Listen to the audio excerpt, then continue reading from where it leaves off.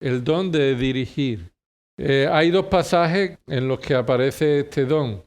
1 Corintios capítulo 12. Y mientras llegamos, recuerda que este don de dirigir se encuentra dentro de los dones que se conocen como de servicio, los dones ministeriales permanentes, los que desde el comienzo de la Iglesia el Espíritu Santo reparte entre los creyentes en la medida que Dios quiere, a los creyentes que Dios quiere y que todavía están en uso, que están vigentes para la edificación de la Iglesia y para la gloria del Trino Dios. Pero hay otros dones que son milagrosos temporales. Esos estuvieron durante un tiempo en vigor mientras el Evangelio estaba siendo predicado y la palabra de Dios estaba concluyendo de ser revelada. Cuando Juan, el último discípulo de Jesús y apóstol, terminó de escribir, inspirado por el Espíritu Santo, la Escritura se culminó, se cerró. Ya no hay más revelación de Dios escrita.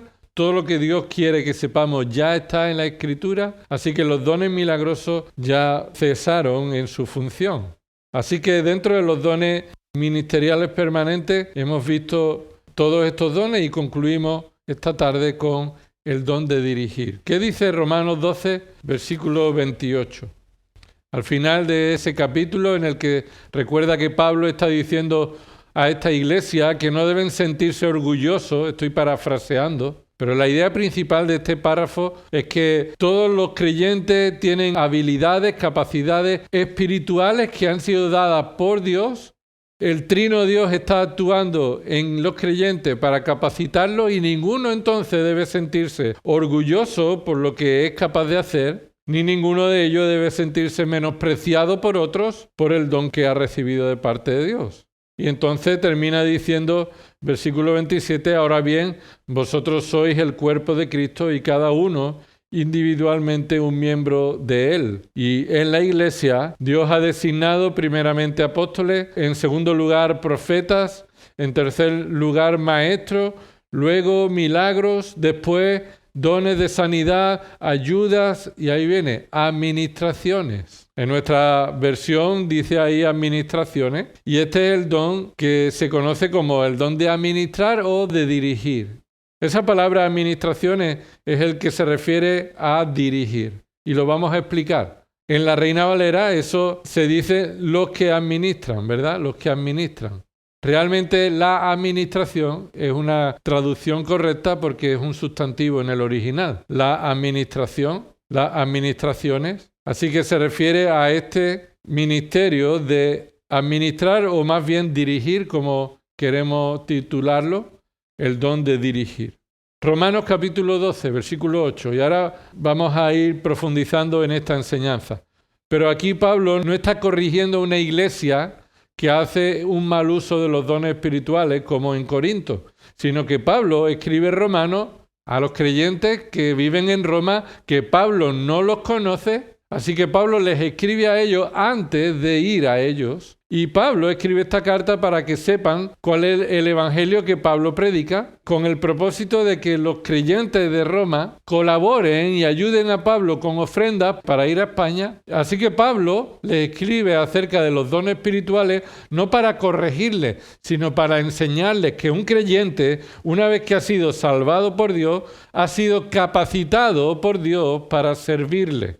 Y por eso dice el capítulo 12, versículos 1 y 2. Por consiguiente, hermanos, os ruego por las misericordias de Dios que presentéis vuestros cuerpos como sacrificio vivo y santo, aceptable a Dios, que es vuestro culto racional, y no os adaptéis a este mundo, sino transformaos mediante la renovación de vuestra mente para que verifiquéis cuál es la voluntad de Dios, lo que es bueno, aceptable y perfecto. Presentaos vosotros como sacrificio vivo, santo, agradable a Dios. Esto es, ahora que habéis sido salvados, ahora tenéis que entregar vuestras vidas al Señor, que os salvó. Y esa es una forma en la que servimos al Señor, en el uso de nuestros dones. Dice versículo 6, pero teniendo dones que difieren, es decir, dones diferentes en la iglesia, según la gracia que nos ha sido dada, usémoslo. Si el de profecía, es decir, el don de profecía, úsese en proporción a la fe. Si es el don del servicio, en servir. O el que enseña, el que tiene el don de la enseñanza, en la enseñanza. El que exhorta, en la exhortación. El que da con liberalidad. Esto terminamos el viernes pasado. el que dirige con diligencia. Ahí tenemos ese don. Dirigir. El don de dirigir. Hemos tomado esta palabra, el don de dirigir, de este texto, Romanos 12:8. Es el mismo don que se refiere a administrar en Romanos 12, versículo 28. Es el mismo don, dirigir y administrar. Y vamos a estudiarlos juntos. En primer lugar, vamos a observar estos términos. Vamos a verlo en 1 Corintios de nuevo. El término de 1 Corintios, capítulo 12, versículo 28.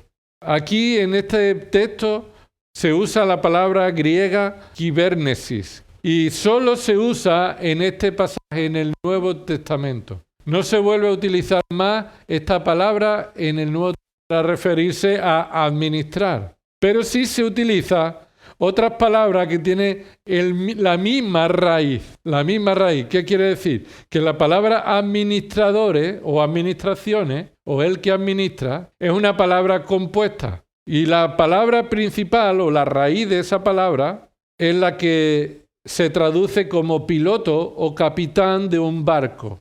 Piloto o capitán de un barco, es decir, alguien que dirige, alguien que guía, que toma la dirección y tiene la autoridad para determinar la dirección que debe llevar un barco. Por ejemplo, Hechos capítulo 27, versículo 11, Pablo está describiendo cuál es su viaje a Roma mientras está preso. Y en ese viaje a Roma, Pablo está describiendo cómo hubo un peligro con el temporal. Así que el guardia que era responsable de los presos que iban en el barco, dice el texto que escuchó antes al piloto que a Pablo en la recomendación de quedarnos en un puerto en el que el barco se encontraba. Allí en Hechos, capítulo 27, versículo 11, se describe de nuevo esta palabra, la misma palabra que se utiliza en 1 Corintios 12 o que tiene la misma raíz, ya que hemos dicho que esa palabra no se vuelve a utilizar, pero tiene esa misma raíz, el que dirige. Hechos 27, versículo 11, ¿verdad? ¿Lo habéis leído? Mira, dice ahí, pero el centurión se persuadió más por lo dicho por el piloto y el capitán del barco que por lo que Pablo decía. Esa palabra piloto es la misma palabra que se utiliza para hablar de capitán de un barco. Lo que sucede es que piloto, la palabra capitán del barco, en realidad no es una palabra bien traducida, capitán, sino el dueño del barco, el dueño del barco. Pero la palabra piloto es realmente la palabra que se utiliza para hablar de capitán del barco, el que dirige el timón del barco, el que determina la dirección de un barco. También aparece esa palabra en Apocalipsis. Mira lo que dice Apocalipsis capítulo 18, versículo 17. Apocalipsis 18, versículo 17. Y se describe ahí la caída de Babilonia, cómo sucederá en un día, en la gran tribulación, esa caída de la gran ciudad Babilonia. Y entonces dice en el versículo 17, leamos desde el versículo 15. Los mercaderes de estas cosas que se enriquecieron a costa de ella, de la gran Babilonia, se pararán lejos a causa del temor de su tormento, llorando y lamentándose, diciendo, ¡ay, ay, la gran ciudad, que estaba vestida de lino fino, púrpura y escarlata, y adornada de oro, piedras preciosas y perlas! Y continúa el texto diciendo, porque en una hora ha sido arrasada tanta riqueza. Y todos los capitanes, pasajeros y marineros y todos los que viven en el mar se pararon a lo lejos.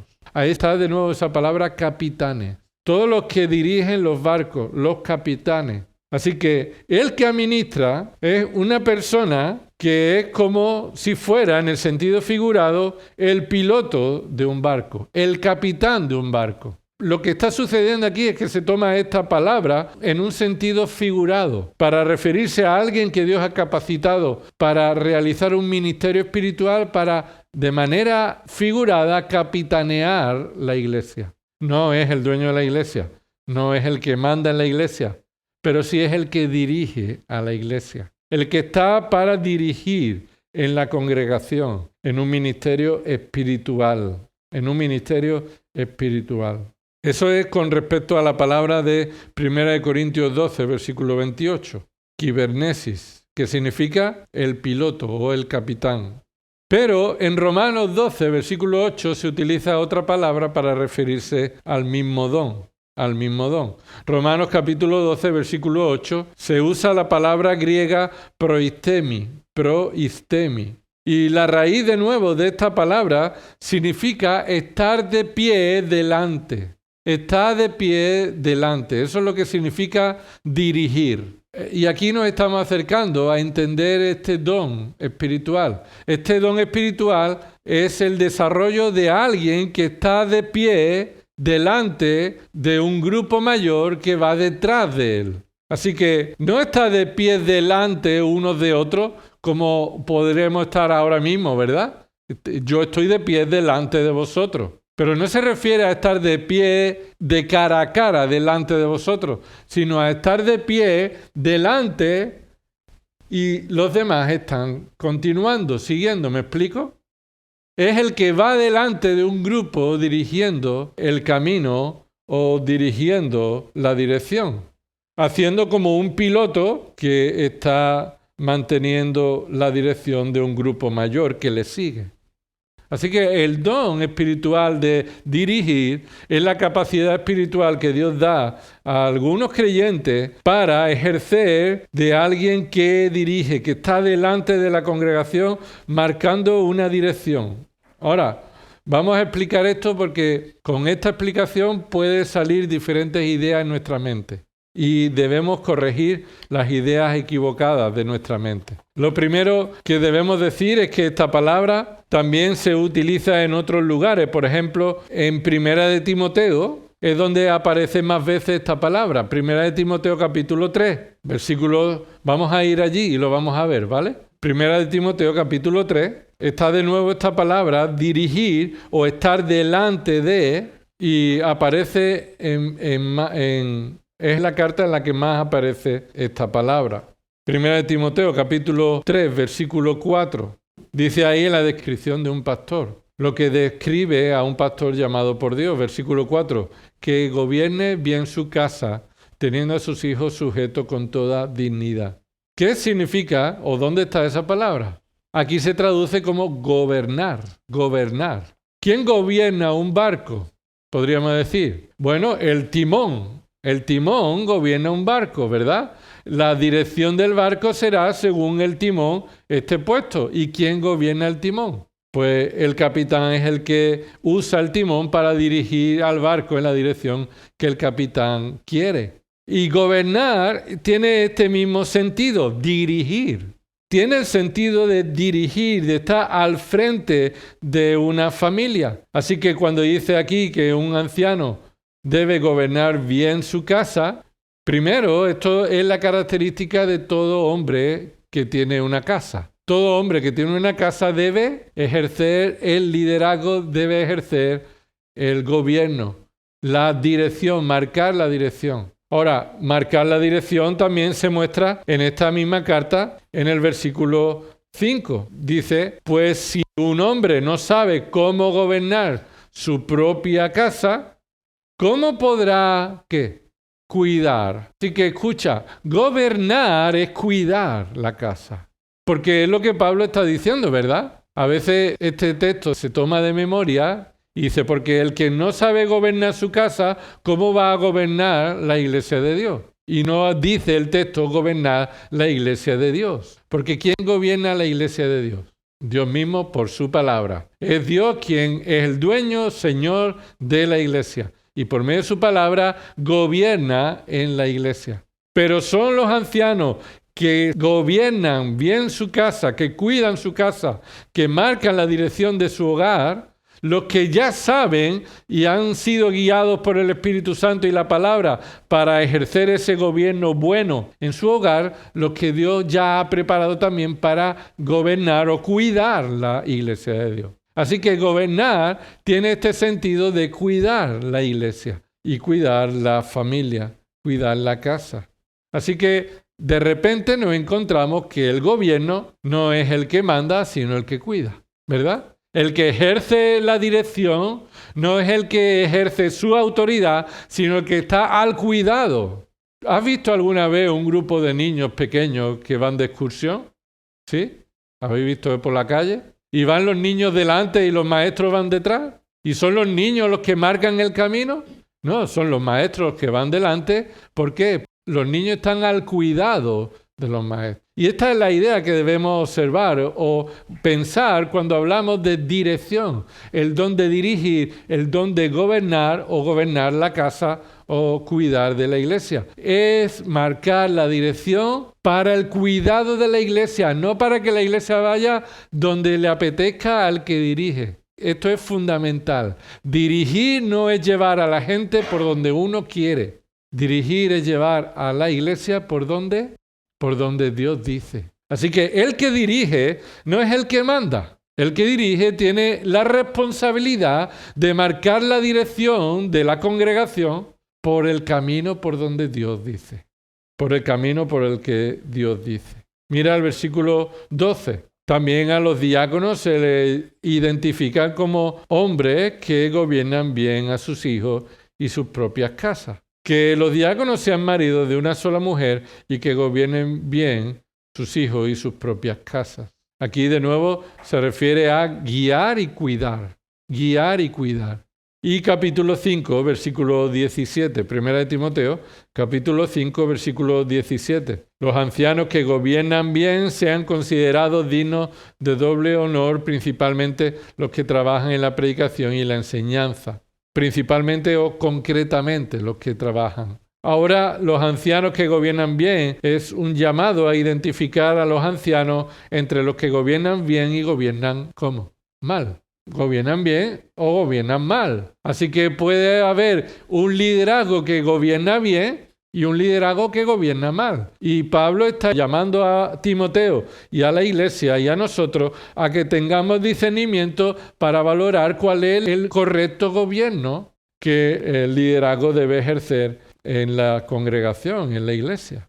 Mira un poco antes, Primera de Tesalonicenses, capítulo 5, versículo 12. Pablo le enseña a esta iglesia en Tesalónica en lo que deben perseverar, porque la tendencia de todo creyente es a desviarse dejándose llevar por las enseñanzas falsas que en el mundo hay y que en nuestro corazón surgen. Porque aprendimos, la falsa enseñanza no solamente viene de fuera, la falsa enseñanza se fabrica en nuestra mente. Cuando queremos adaptar lo que Dios dice a lo que nosotros queremos o pensamos según la carne. Y entonces Pablo les dice qué deben hacer con aquellos que están pastoreándolos. Versículo 12, 1 Tesalonicenses 5:12. Pero os rogamos, hermanos, que reconozcáis a los que con diligencia trabajan entre vosotros y os dirigen en el Señor y os instruyen. Mira, escucha, esta es la descripción de las mismas personas. Las mismas personas.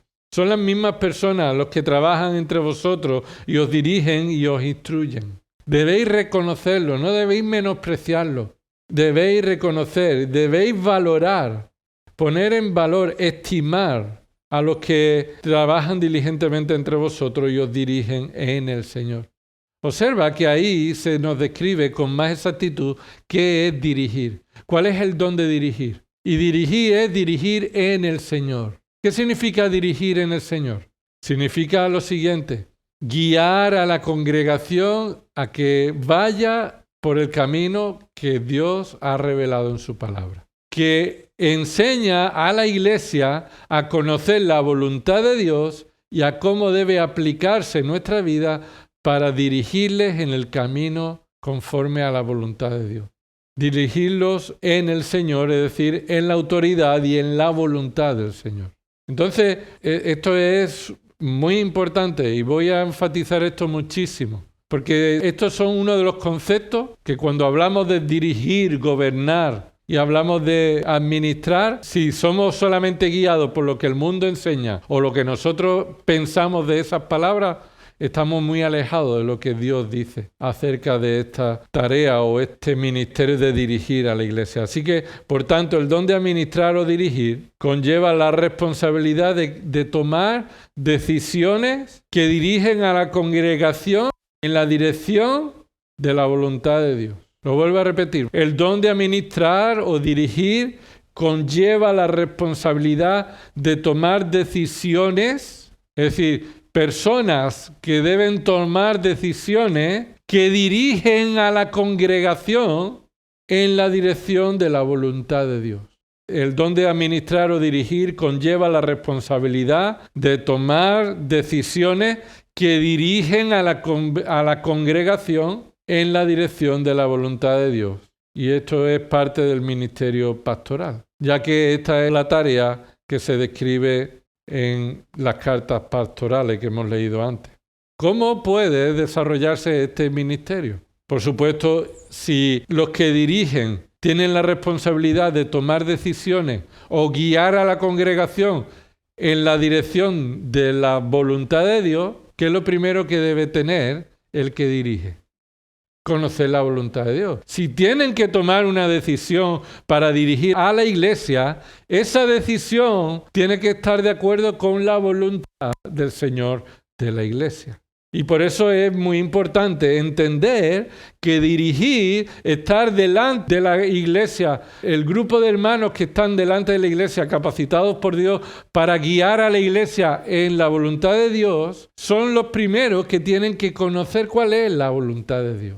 Y son los que tienen la responsabilidad de guiar a la iglesia para continuar en la voluntad de Dios. Ahora, si Pablo le dice a Timoteo y a la iglesia que el que dirige a la congregación y cuida de la iglesia, marcándole la dirección, antes de hacer eso tiene que gobernar bien su casa, significa que el que dirige no solamente debe conocer la voluntad de Dios, sino que debe estar viviendo, aplicándose en su vida, en su propia vida, la voluntad de Dios, la palabra de Dios. Es decir, está guiando su propia vida en la dirección donde Dios quiere, y el resto de hermanos de la congregación también tienen un camino por el que ir, siguiendo al que va adelante, ¿verdad? Eso es lo que dicen los que van a rescatar a los que están perdidos en la nieve. Los rescatadores no van juntos, sino van separados, sobre todo que van en la nieve. Y van separados con una cuerda, pero el camino que lleve uno es la marca que le deja al que viene detrás que va a seguir ese camino. Y no es el que manda el que va adelante, pero tiene la responsabilidad de marcar la dirección para que el resto sepa por dónde ir. Y no estamos hablando de qué color vamos a pintar las paredes, ¿verdad? No estamos hablando de otras cuestiones. Estamos hablando de la verdad de Dios aplicada a nuestra vida, las decisiones que tenemos que tomar, la forma en la que debemos vivir, el pecado que debemos abandonar. Todo cómo la palabra de Dios se aplica a nuestra vida.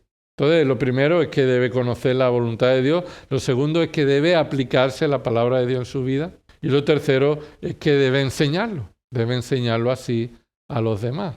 Ahora, los ancianos son llamados a cuidar de la iglesia de Dios del mismo modo que dirigen su propia familia, y deben hacerlo siguiendo ese modelo de la palabra de Dios, y deben hacerlo con actitud humilde. Romanos 12, versículo 8. Volvamos ahí, Romanos 12, versículo 8, para responder a una pregunta. ¿Cómo debe ponerse en práctica el don de dirigir? ¿Cómo debe ponerse en práctica el don de dirigir? Con diligencia. Ahora, la segunda pregunta es, ¿qué significa hacerlo con diligencia? ¿Qué significa hacerlo con diligencia? Es fundamental porque para poner en práctica el don de dirigir, debemos hacerlo de una manera muy importante, muy concreta. Se puede describir de muchas formas, pero una, y la principal, la que Pablo ha dicho, ha sido con diligencia. Pero debemos responder, ¿qué significa hacerlo con diligencia?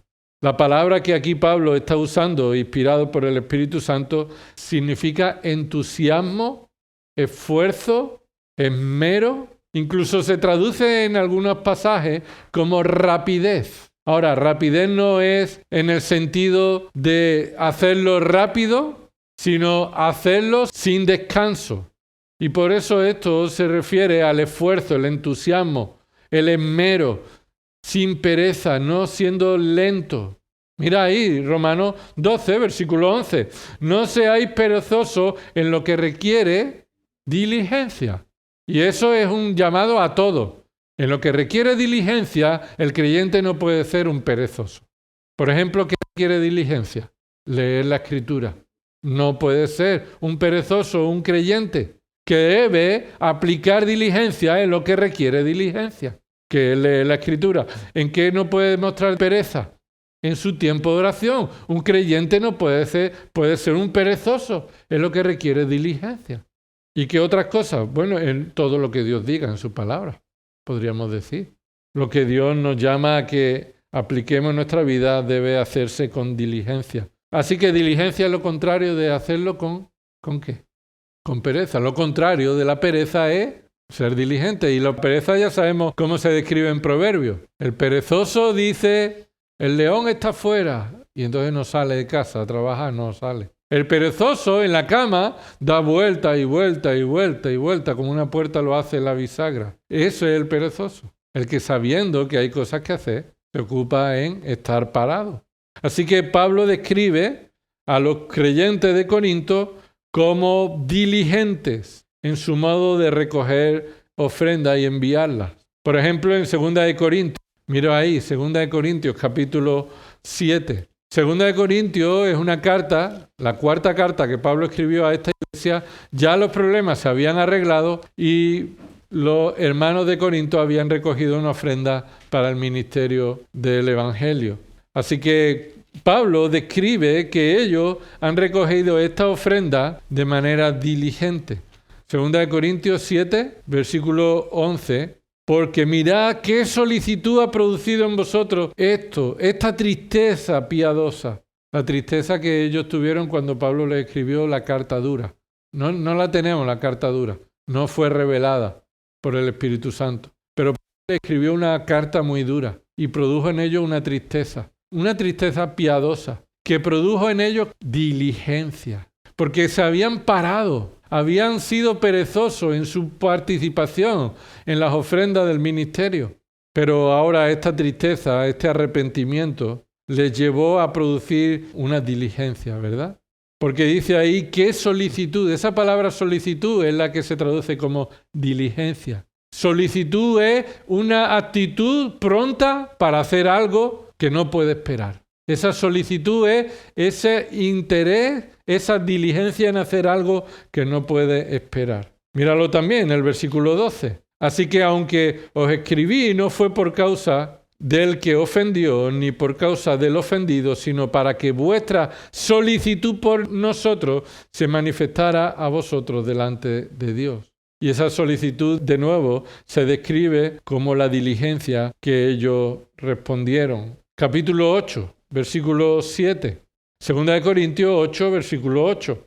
Mas así como vosotros abundáis en todo, en fe, en palabra, en conocimiento, en toda solicitud, esto es, en toda perseverancia, en toda diligencia, esto abundó en vosotros, en el amor que hemos inspirado en vosotros. Ved que también abundéis en esta obra de gracia, la de recoger esta ofrenda. Versículo 8. No digo esto como un mandamiento, sino para probar por la solicitud de vosotros también la sinceridad de vuestro amor. 2 de Corintios 8, versículo 8. Y dice, no digo esto como un mandamiento, sino para probar por la solicitud de vosotros también la sinceridad de vuestro amor. Lo que está diciendo es que la solicitud, el empeño, la diligencia que ellos mostraban era el fruto del amor que ellos sentían por Pablo, por el Evangelio, en definitiva por Cristo.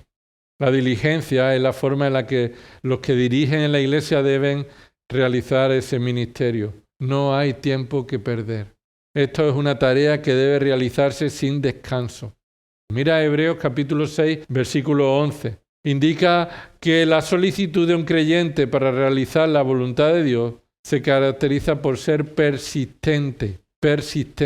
Pero deseamos que cada uno de vosotros muestre la misma solicitud hasta el fin para alcanzar la plena seguridad de la esperanza. Es decir, ellos, los creyentes judíos, estaban mostrando ser diligentes, ¿verdad? ¿Y qué es ser diligente? Ser obediente a la palabra de Dios sin excusas. Pero dice ahí que esta misma solicitud debe estar ¿hasta qué? Hasta el fin. ¿Qué significa? Que la solicitud de un creyente debe perseverar, debe persistir.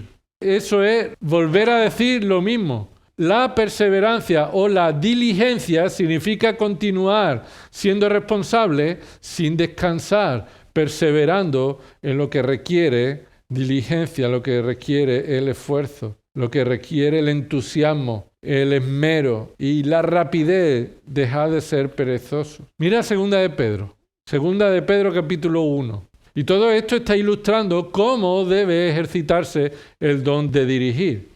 ¿Qué hace cuando el que va adelante se para, se sienta? ¿Qué pasa? Una de dos, o el resto se para o el resto ¿qué?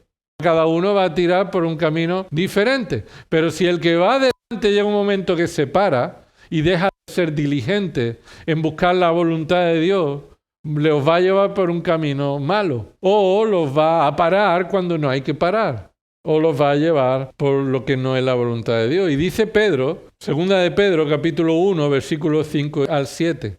Por esta razón también, obrando con toda diligencia, y observa que la diligencia aquí se describe como algo que se pone en práctica. Una obra que es diligente. Ser diligente es estar obrando continuamente. Ahora dice, añadid a vuestra fe virtud, a la virtud añadid conocimiento, al conocimiento añadid dominio propio, al dominio propio añadid perseverancia, a la perseverancia añadid piedad, a la piedad añadid fraternidad y a la fraternidad añadid amor. Y escucha, ¿qué indica esta lista? Que a algo hay que añadirle algo más, pero que cuando llega a otro hay que añadirle algo más. Y que cuando le ha añadido eso todavía hay algo más que añadir. Significa, escucha, que la obra de diligencia es una obra progresiva que debe continuar, que no debe parar. Es la obra santificadora del creyente.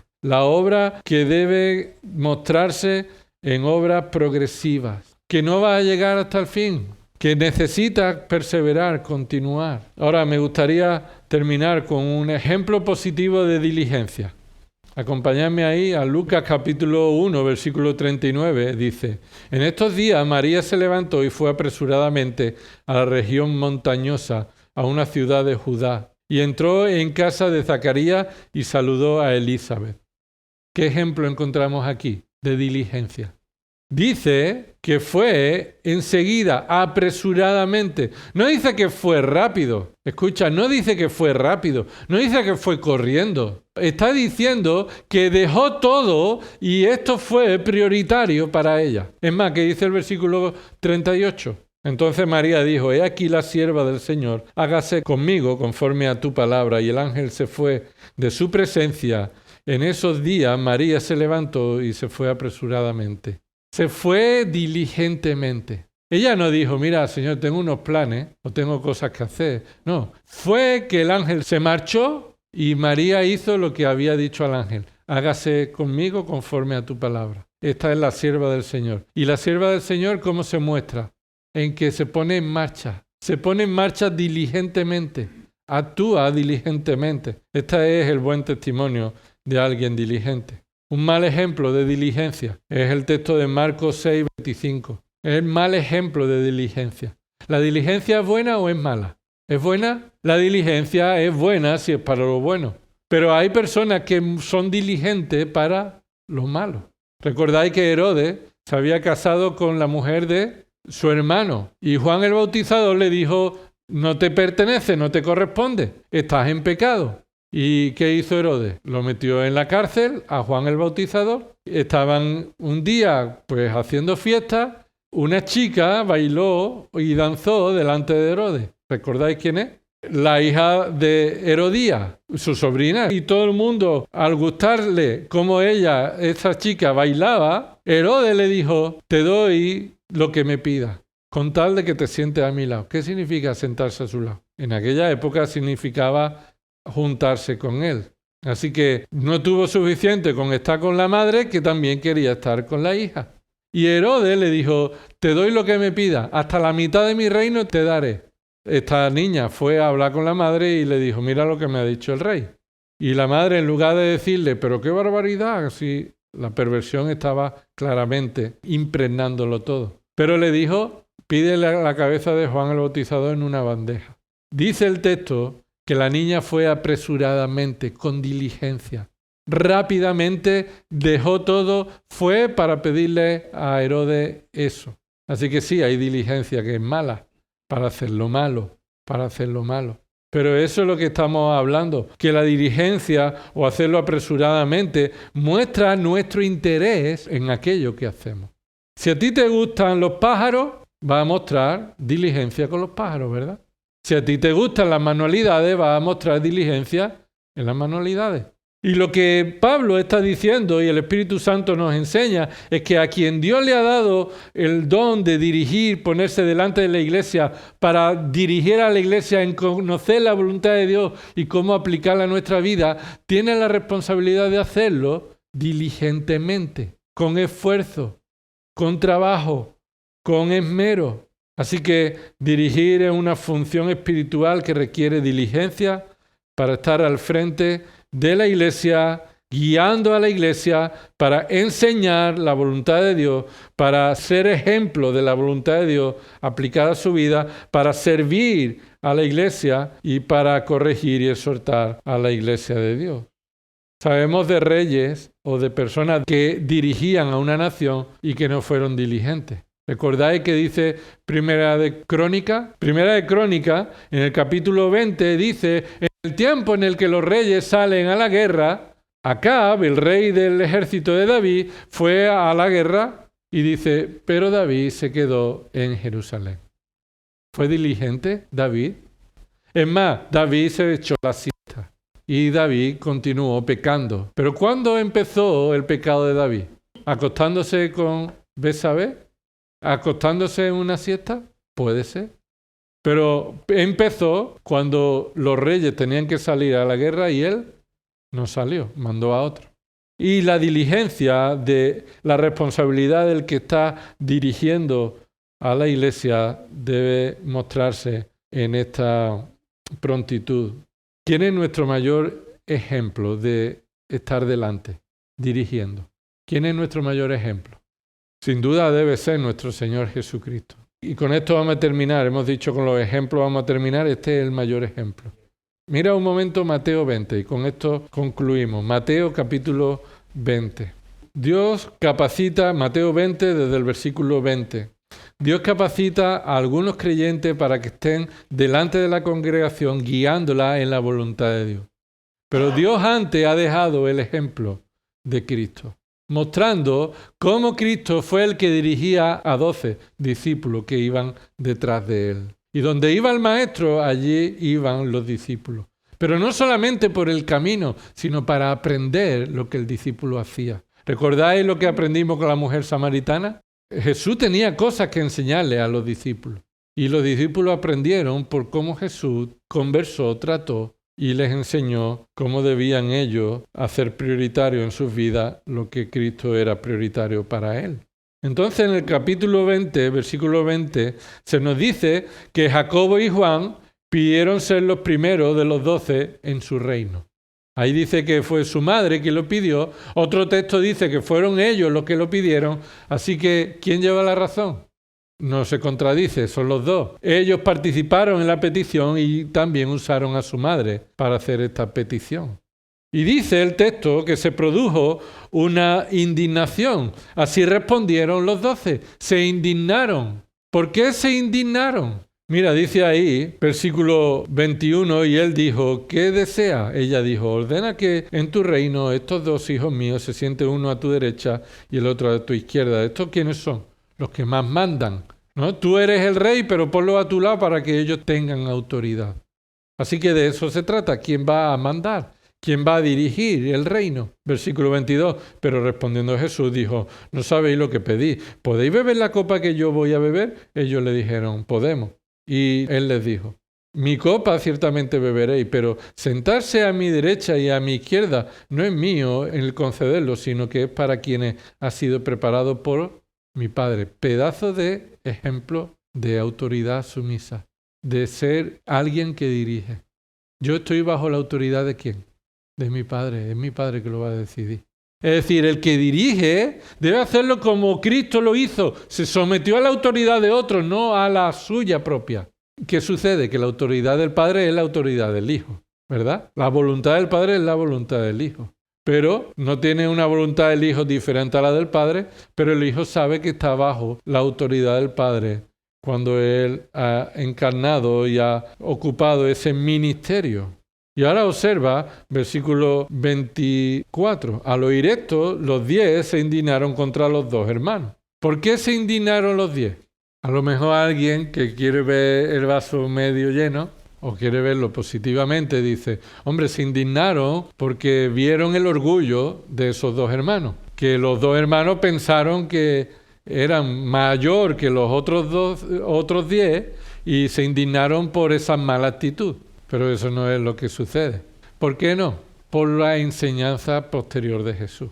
La enseñanza posterior de Jesús indica que los otros 10 también se consideraban ser merecedores de estar al lado de Jesús gobernando el reino. Así que se indignaron con ellos porque ellos también pensaban que no eran menores que ellos, ¿no? Esa es la actitud. ¿Por qué? Dice el versículo 24, al oír esto, se indignaron contra los 2 hermanos, pero Jesús, llamándolo junto a sí, dijo, y llamó a los 12, no solamente a los 10, a los 12. Así que los 2 hermanos necesitaban una lección y los otros 10 también. ¿Y cuál es la lección? Versículo 25. Sabéis que los gobernantes de los gentiles se enseñorean de ellos y que los grandes ejercen autoridad sobre ellos. Esto es lo que se describe en el mundo. El mundo es así. Los gobernantes de los gentiles se caracterizan porque hay 2 cosas. ¿Qué dice ahí? 2 cosas. En primer lugar dice, se enseñorean. Así que enseñorearse significa ser los señores de ellos, tener la propia autoridad sobre ellos. Enseñorearse significa estar sobre ellos como el Señor. Es más, enseñorear es subyugar con violencia. La palabra original implica violencia. Los quieren con violencia subyugar, colocar por debajo de ellos, con violencia. Y también dicen ejercen autoridad o los rebajan, los aplasta bajo su autoridad. Y no debemos confundir que esto es lo que el mundo hace, sino escucha, esto es lo que está en nuestra mente. En los discípulos estaba esta manera de pensar. ¿Cómo debemos gobernar? ¿Cómo debe dirigirse? ¿Cómo debe aplicarse la autoridad? Y ellos se enfadaron con los 10, con los 2, porque ellos también pensaban los 10 que merecían ejercer autoridad como los otros 2. Pero Jesús describe que la forma en la que Él dirige debe ser la forma en la que ellos deben dirigir. Versículo 26. No ha de ser así entre vosotros, sino que el que quiera entre vosotros llegar a ser grande será vuestro servidor. El que quiera entre vosotros ser el primero será vuestro siervo. Así como, escuchas bien, así como el Hijo del Hombre no vino para ser servido, aun pudiendo y mereciéndolo, sino para servir y para dar su vida en rescate por muchos. Es decir, siguiendo el ejemplo de Cristo, los discípulos debían ser los dirigentes. Ahora, no podemos pasar por este texto sin llamar la atención a un posible error. Escucha, Jesús no está diciendo que quien quiera ser el primero ya sabe cuál es el camino. Y fomenta a los orgullosos para alcanzar la primera posición el camino del servicio. ¿Me explico? Jesús no está diciendo eso. Jesús no les dice a ellos, alimenta el deseo de ellos para ser el que dirige con el camino del servicio. Y esto es lo que algunos han tomado este texto de manera pecaminosa.